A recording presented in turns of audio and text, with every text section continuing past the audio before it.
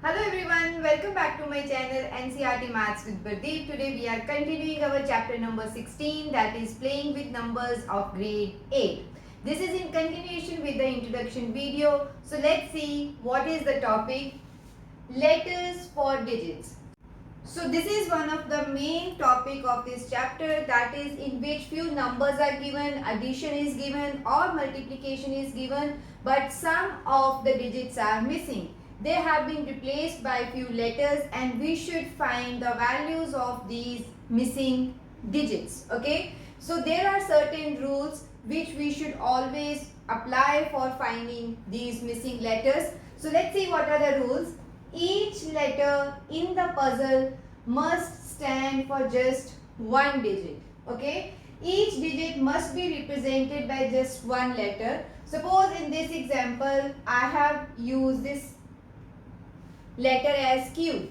Okay. So this Q will represent one and only one digit. This digit can take any value from 0 to 9, but it cannot have two values at a time. Means in one question, one letter will stand for only one digit. Okay. Suppose we have to find more than one digits in a question, then there will be different letters for that particular digits. Okay. So this means that for every letter only one answer is possible, and for one digit we must specify only one letter, and for different numbers different letters we will use.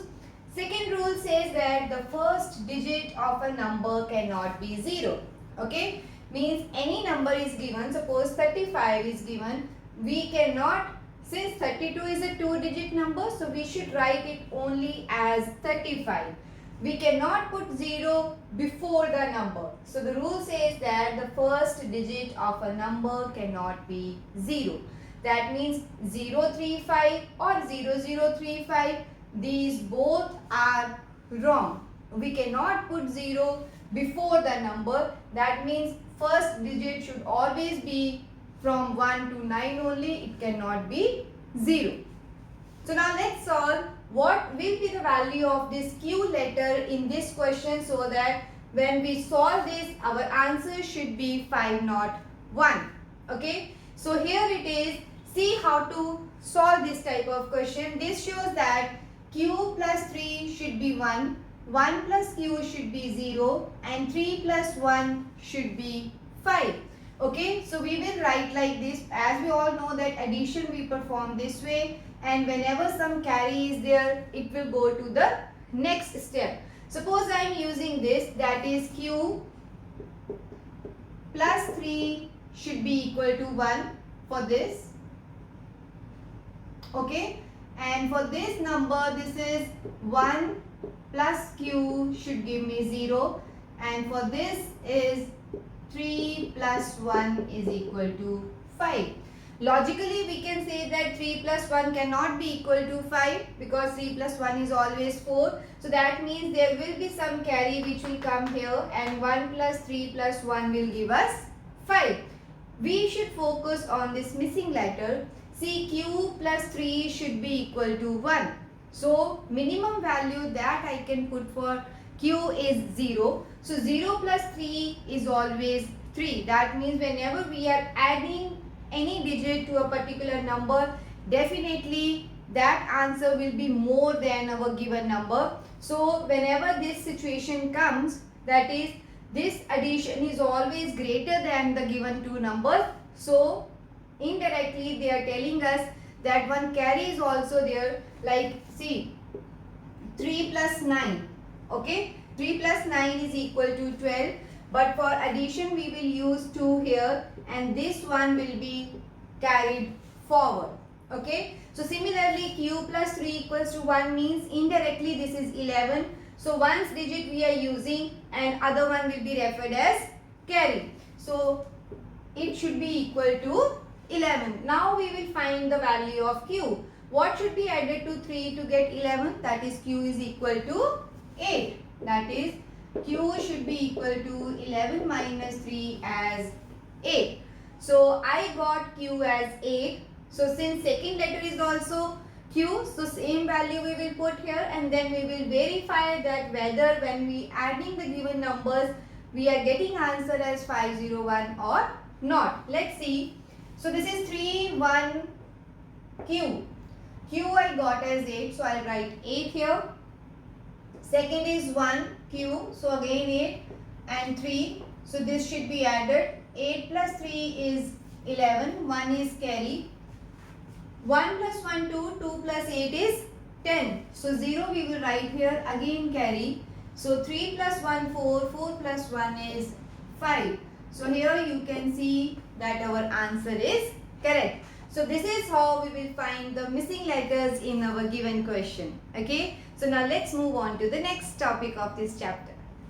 So the next important topic of this chapter is test of divisibility. So this topic is already covered in your previous grades also. So let's have a quick recap of this topic. First of all, what do you mean by divisibility? Divisibility of a number by a given number means that when you divide a particular number by other number, if remainder is 0, that means that number is completely divisible, and if the remainder is not 0, so that means that number is not divisibility. So in this chapter we will cover divisibility by 2, 5, 10, 3 and 9. So first of all, divisibility by 2. All of us already know that all the even numbers are completely divisible by 2, and odd numbers we cannot divide them by 2 or the remainder is not 0. So in this case, if you want to have some particular rule, that means divisibility by 2 means that one's digit of a number should be 0, 2, 4, 6 or 8, or we can say any number ending with any of these digits is always completely divisible by 2. What I am saying is, suppose we have this big number, okay? It doesn't matter what is the number, we should focus always on the ones digit, okay? If this ones digit, this is ones, tens, 100, 1000, 10,000, we should always focus on ones digit. If this ones digit is any one of them, that is either it is 0 or 2 or 4 or 6 or 8, when you divide this number by 2, you will get remainder as 0. So all the even numbers are always divisible by 2. So no need to find what is remainder, what is quotient. We will check this digit. If this is 0, yes, we have 0. So you can directly write that yes, this number is divisible.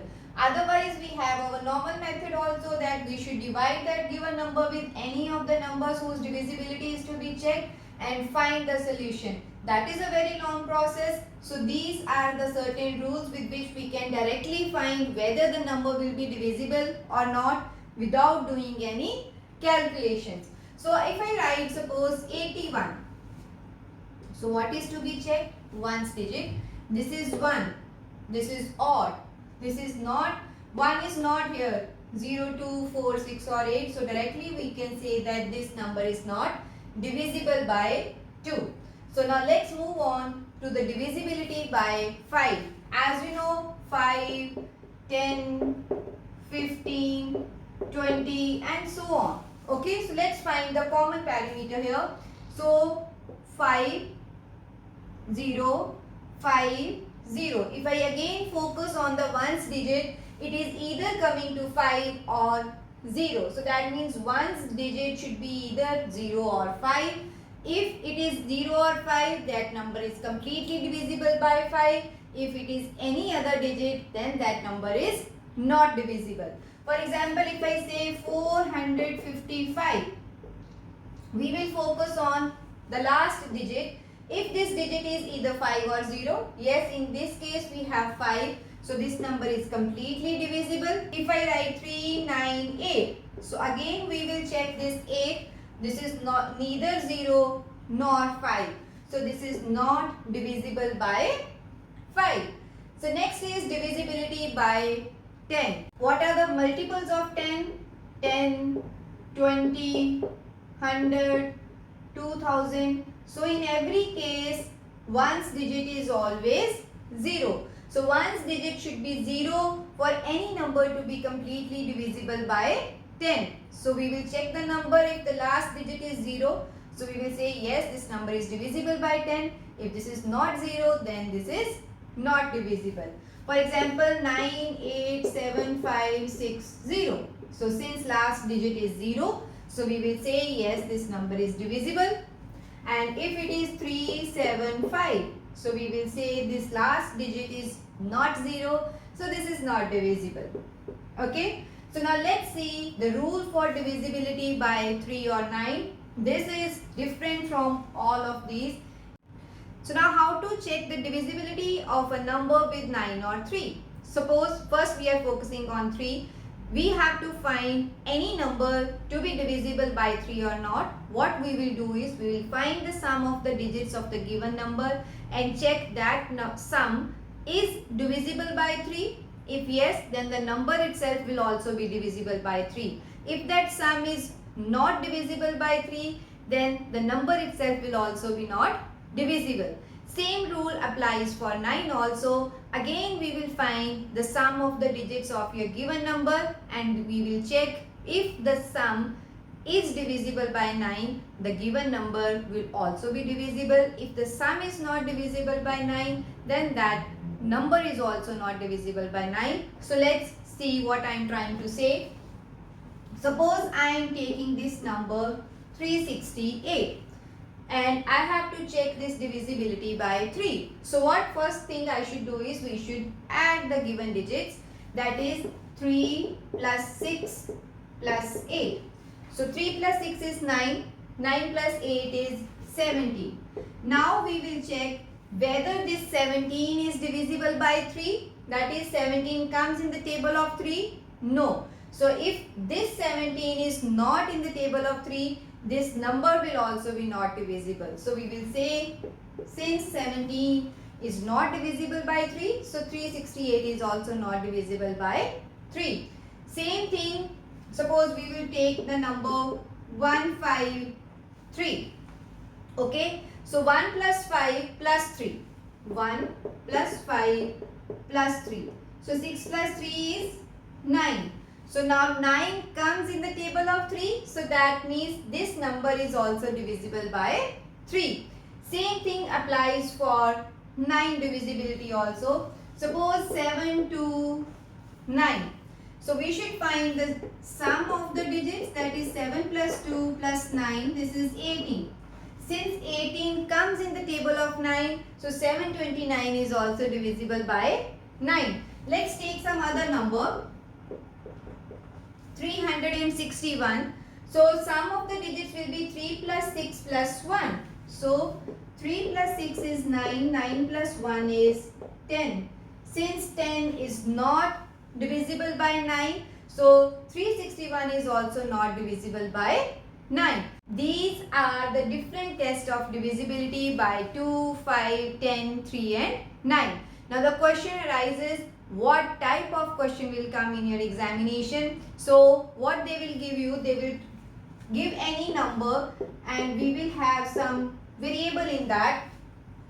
Okay, and they will tell you that suppose this number is completely divisible by 3, so we should find the value of x, where x is a digit. So we will check the divisibility rule of that number with 3. Divisibility says that sum of the digits of this particular number should be divisible by 3. So first thing that we should do is we will find the sum of the digits of the given number. So this is 3, 1, x and 5.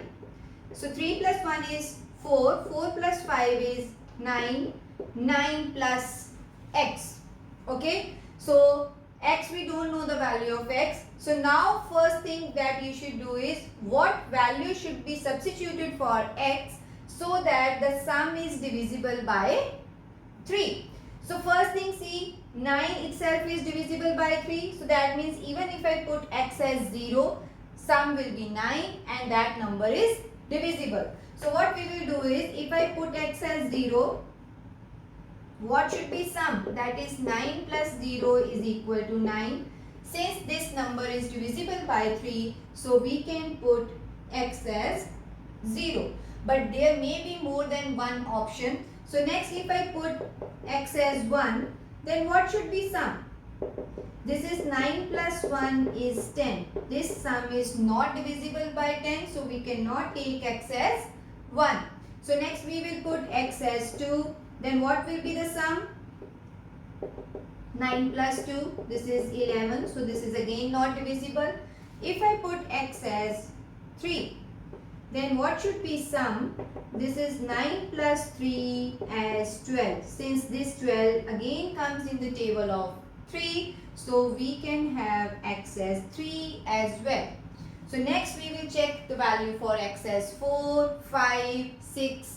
So again we will see when I put x as 6, sum should be 9 plus 6 as 15. So again this is in the table of 3, so x can be 6 also.